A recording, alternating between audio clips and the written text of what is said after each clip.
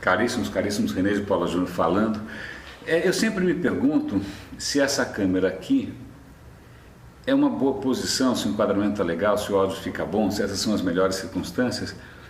Mas aí eu me coloquei algumas questões que eu vou compartilhar com vocês. E se eu fosse lindo?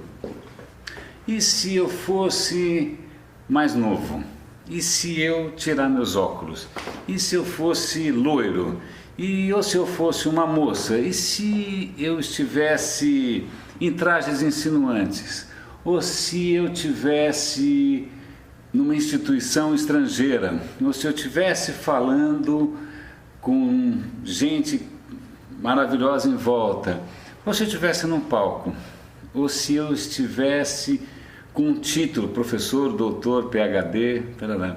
Ou se eu dissesse que você é meu amigo, ou se eu mentisse para você, ou se a minha voz fosse fina, ou se eu fosse vesgo, ou se eu tivesse os olhos mais lindos e o sorriso mais irresistível do mundo.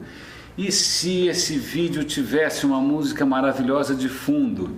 E se eu colocasse infográficos? E se isso daqui tivesse uma abertura com uma música legal?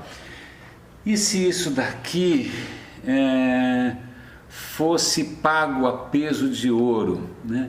Ou se isso daqui fosse um vídeo, parte de uma campanha de caridade?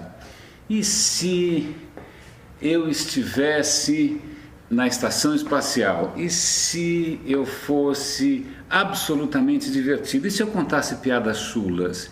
E se eu falasse de novela? Ou se eu, para forjar uma cumplicidade que não existe, eu falasse de algum tema do momento? Ou se eu falasse de futebol? Ou se eu tocasse na visita do Papa?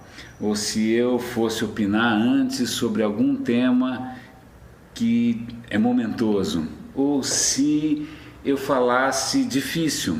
Ou pelo contrário, e se eu falasse outra língua? E se eu fosse gringo? E se eu já tivesse morrido? Né? Ou se eu estivesse concorrendo a alguma coisa? Eu podia ficar aqui, inclusive, o dia inteiro fazendo hipóteses. A questão é, até que ponto isso ia mudar a sua percepção ou a sua disposição ou até o seu sentimento com relação a qualquer coisa que eu fosse dizer. É isso. René de Paula Júnior, por um mundo menos photoshopado, roda e avisa.